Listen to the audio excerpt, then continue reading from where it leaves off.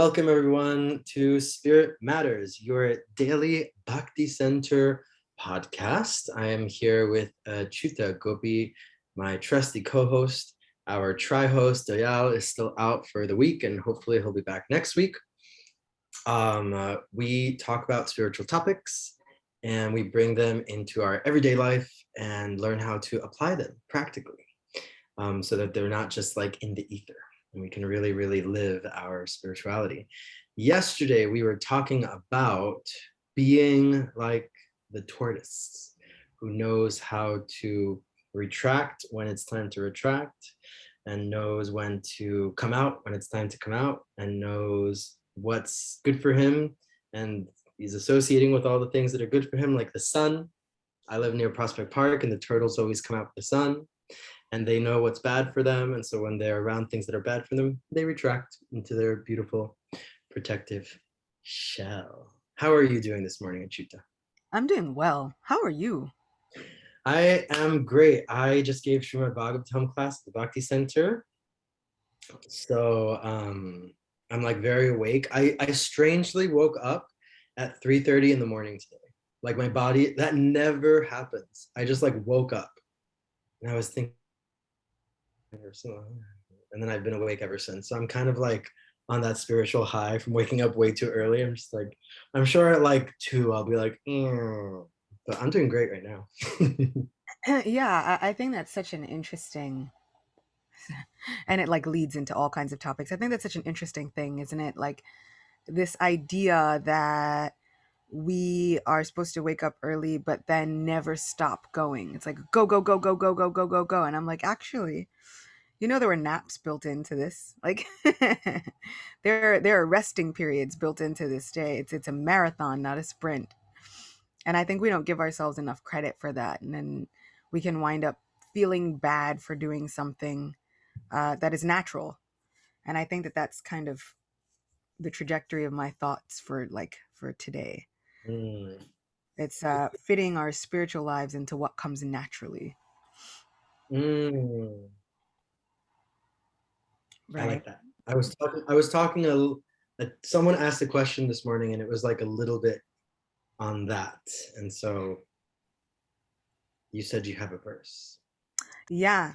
So I was with Sachinandan Swami this past weekend, and he brought up a verse from the Srimad Bhagavatam, which is Canto 11, Chapter 2, Text 36. In accordance with the particular nature one has acquired in conditioned life, whatever one does with body, words, mind, senses, intelligence, or purified consciousness, one should offer to the Supreme, thinking, this is for the pleasure of Lord Narayan. And there comes in that nice word that we like, swabhava. And so Sachinandan Maharaj was commenting that this is surrendering and giving to Krishna what is your nature right now. Right now. He's like, not what it could be in the future, not what you could make it be, not what it was in the past, not what you could really come to the platform of. No, right now. And so he said it's so important for us to be real in our Krishna consciousness and to be real with ourselves and to really think about what comes naturally to us instead of forcing all of those other things. And so if you need a nap, take a nap. And then don't beat yourself up about taking a nap. You took a nap. Okay. Like have your list of priorities and then allow yourself to do the things that come naturally and still offer that to the Supreme Person. This is for the pleasure of you, Lord Narayan. Like how can a nap be for the pleasure of Lord Narayan? Well, depends on what you're thinking of. And then depends on what you've done throughout the day and what you intend to continue to do. Krishna is not waiting in the wings just to constantly catch you up on your slip ups. Be like, oh, you slipped, oh, you slipped, oh, that's not Krishna. Krishna is the opposite. He is waiting and willing and ready to accept all that we do, all that we offer, all that we eat, all that we give away, all that we perform as austerity. He's ready and willing to accept every single bit of it. Mm, mm. I love that. The moment you said nap, I was like starting to yawn. I was like, I might need a nap sooner than I thought.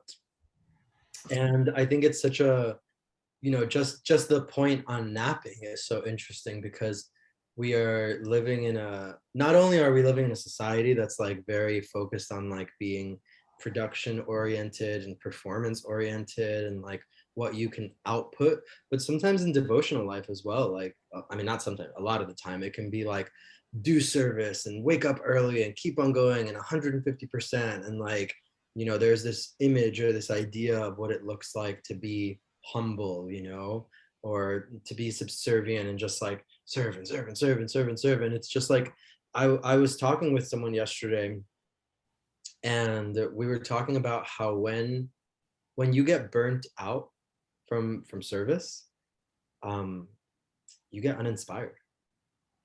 And when you're uninspired, that is really actually dangerous because that means that your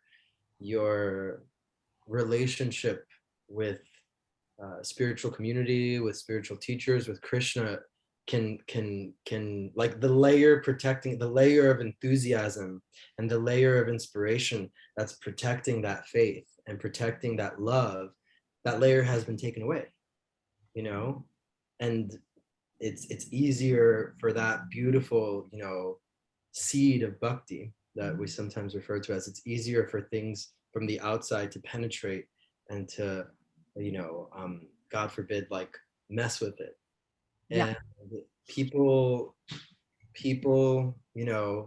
I really appreciate you bringing this point of swabhava up, or like our bodily karmic like situation in this life. Like what's a good amount of sleep for me might be very different than what's a good amount of sleep for another person, and people tend to forget that it's not a one size fits all, and Krishna consciousness, like bhakti, is not a one size fits all. It's like there are certain rules and regulations and this and etc. and blah blah blah blah blah.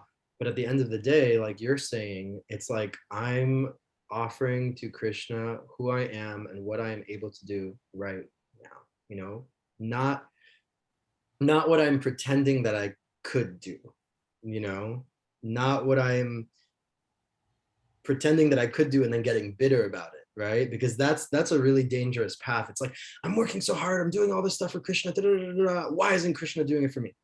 Why isn't Krishna like giving me what I want? And it's like, ooh, girl, that's like you're like getting into the wrong uh understanding of the philosophy even. But I'm speaking from personal experience and just also like knowing, being in the community and people who go through this. It's like that's how you start to think. When you get burnt out, you start to think that way. You start to get bitter. You start to be like, I gave and I gave and I did and I did. Why aren't I receiving? Why aren't I getting any reciprocation?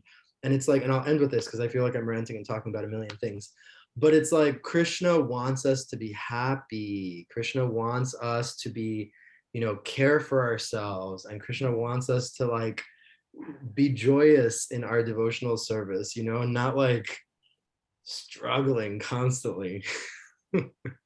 Yeah.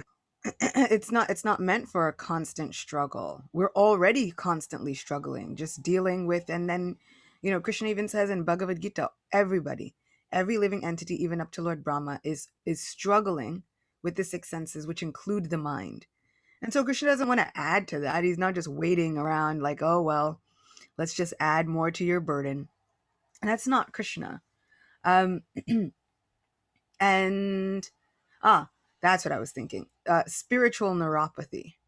Mm, I was talking in a lecture one time, and somehow that phrase, and it was something that I never forgot. If anybody has ever had a case of neuropathy, it's like the nerves start to stop receiving and sending signals, and they get apathetic. They lose feeling, and you have to fix that really fast because it can cause permanent nerve damage. And if it causes permanent nerve damage, you can't get that back.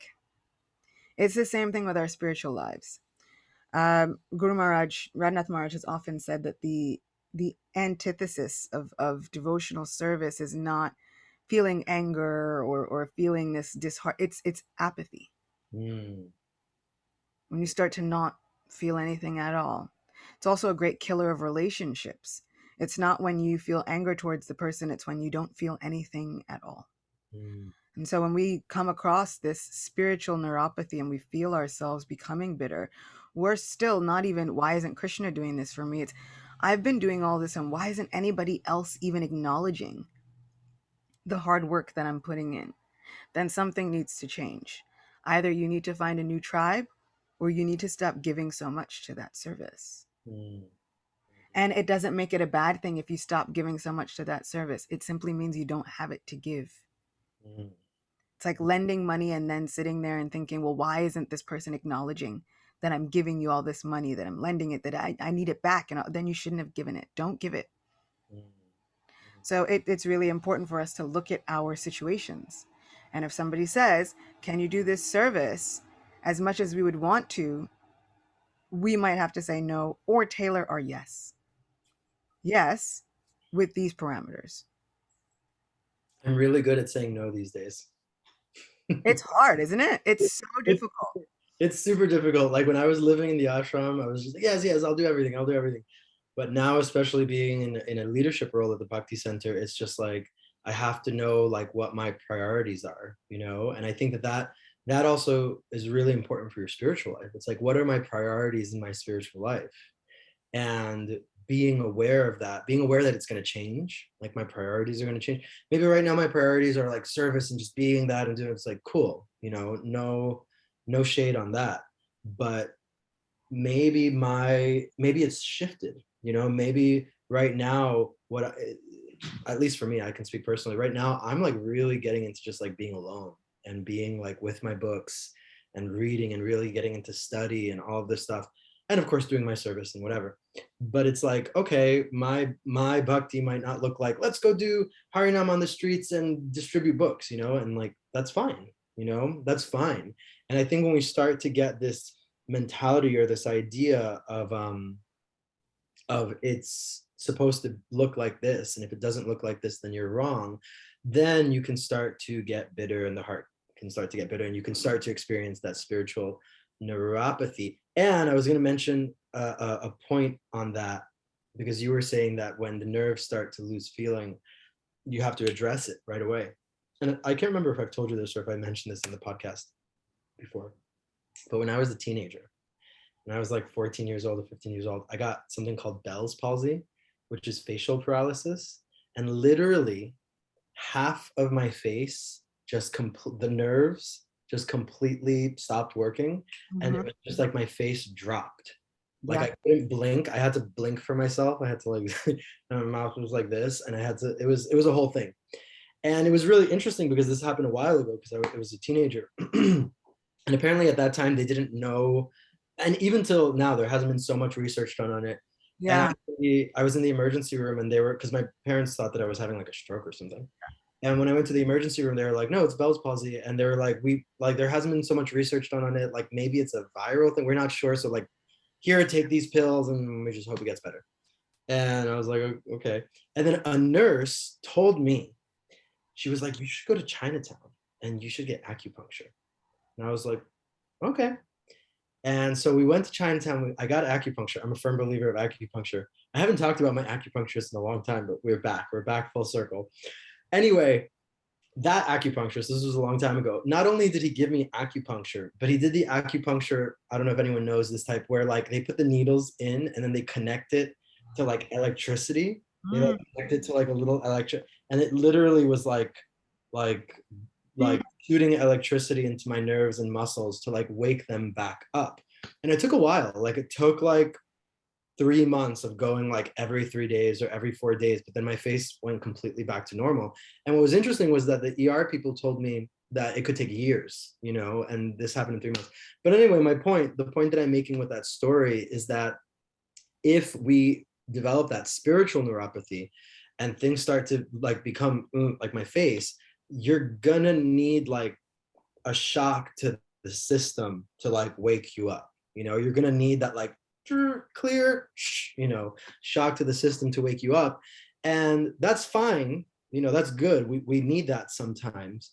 But I think that there's two things that I'd like to say about that. One, we have to develop the awareness to know like when I need that. And if I know that I need it, like go get it, you know, like go immerse yourself in in the thing that you need. If you know that you are feeling indifferent or you're feeling kind of blah, it's like go to the 24-hour kirtan festival, you know, go to the thing that's going to shock you back into spiritual vibrancy. And I think that the second point is that like we can only handle so many of those, you know. It's like we can only handle so many, like, okay, my face dropped shock. It's not like we shouldn't be so, what's the word I'm looking for, back and forth and falling into bitterness Yeah. and then applying the shock. Like it should be like a couple of times, okay, I know I need this, like let's get it back, and then like this. But if I'm constantly falling into bitterness, I guess what I'm trying to say is that if I'm constantly falling into bitterness, I'm going to stay bitter. Like if I constantly get nerve damage, the shocks might stop working after a while. Yeah. Yeah, and that's it. You don't want to let it get too bad. Also had a family member who had Bell's palsy, and interestingly enough, it was like one of those. Here's a remedy with a paste made out of like ginger and something and something else, and then they like massaged it on their face, and it actually worked. Really, I think within like a month or so. But it's actually it's a very intense situation to be in. You're kind of worried about everything, you know. Your face is the first thing that everybody sees, and now half of it's not working, and you can't, you know, go be the Phantom of the Opera, and it's not it's definitely not as cool when we do it. But like, you know, I think it's so important to really look at what are the signs of my spiritual neuropathy, Mhm. and it really goes into them, what is my swabhava, what is my actual nature, who am I naturally. And so when people are saying, oh, but you know, book distribution is the right way, and what if you are not a book distributor? That's okay. Not everybody will be. Some people will be quiet cooks in the corner and you need them. Some people will be the quiet pujaris who only speak to one or two people, but they've changed people's lives. It's you know, we have to stop thinking that there's only one way to change lives or just one way to approach Krishna. He is as unlimited as the service is. And so Krishna is unlimited, so is the service. So his ability to accept different capacities of people to serve is unlimited. It is not a one size fits all. It is not a one stop shop. Krishna knows how to sort through all of the things and accept your personal and your natural, specific devotional service. Krishna is not broad. He's not sitting there thinking, oh, well, all women have to serve like this and all Vaishyas have to. We have all of these different categories of people with different mindsets, with different skill sets for a reason. It's because people are naturally different. Yeah, yeah. And I think that that difference is awesome and it should be celebrated. And I think that that's what's so, at least for me, that was so attractive. That's what was so attractive about the Bhakti Center, you know. I always say this to people, like when you come to Thursday night kirtan at the Bhakti Center, which I don't know if I'm gonna make it to today because I've been up since 3:30 in the morning. We're gonna see how the day goes. But when you go to Thursday night kirtan at the Bhakti Center and you look out at the crowd, at the audience, it's like everyone from every walk of life, from all colors, from all religions, from all this stuff. And it's such a beautiful sight to see because it's like, wow, this bhakti really is non-sectarian, you Yeah. know, like that's what it says, that's what Srila Prabhupada says. But sometimes people, for some strange reason, like, well, not for some strange reason, sometimes people struggle with this idea or they have a lot of questions. They're like, wait a minute, how is this non-sectarian if we're like chanting to Krishna and you're saying that Krishna is God and etc. and blah blah blah, you know? And it's, I, as George Harrison would say, right? Like the proof is in the pudding, right?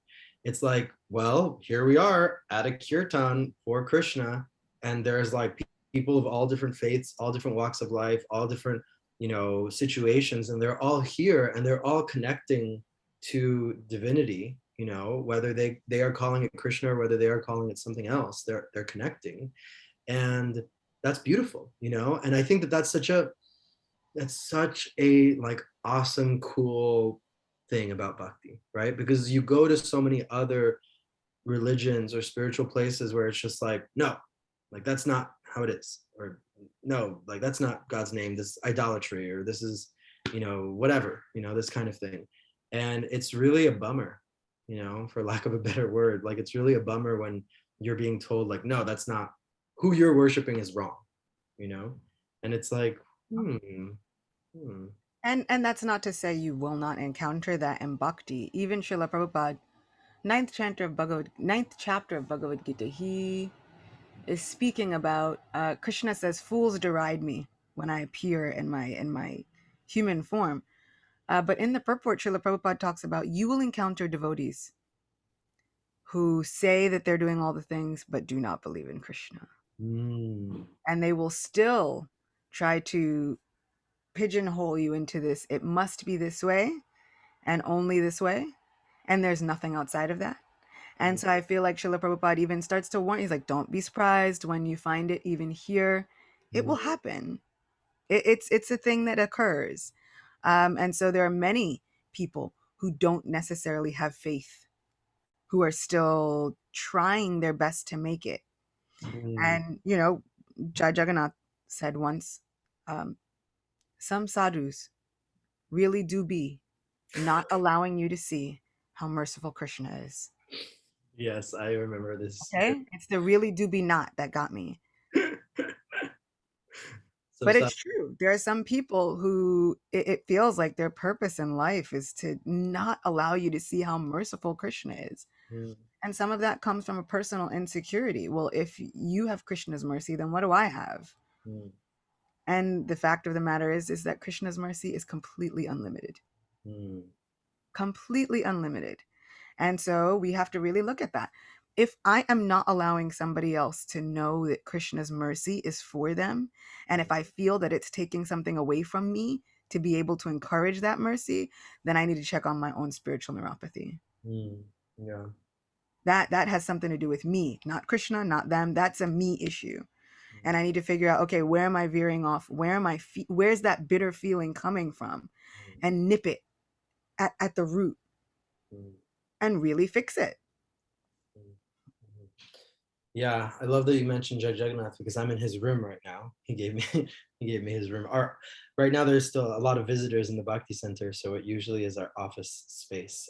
Has some guests staying there, so I feel like a lost child. Like, can I use your room? And Judge Jagannath let me use his room. But yeah, I remember him mentioning that, and it's like this idea of not or this feeling that the mercy is somehow blocked, that like I don't have access to it, or you know I know that this has happened in situations of just feeling so unworthy, like feeling so like that mercy is not for me, and it's like actually Krishna he's given out the mercy, like he has given out the mercy, and all that he asks for in return is one leaf, one flower, one water, Yeah.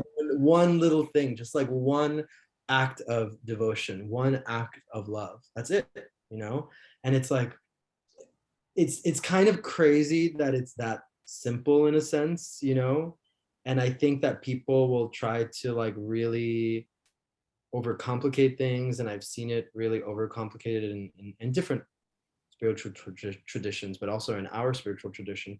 And what's cool about bhakti is that it can be super complex and it can also be super simple.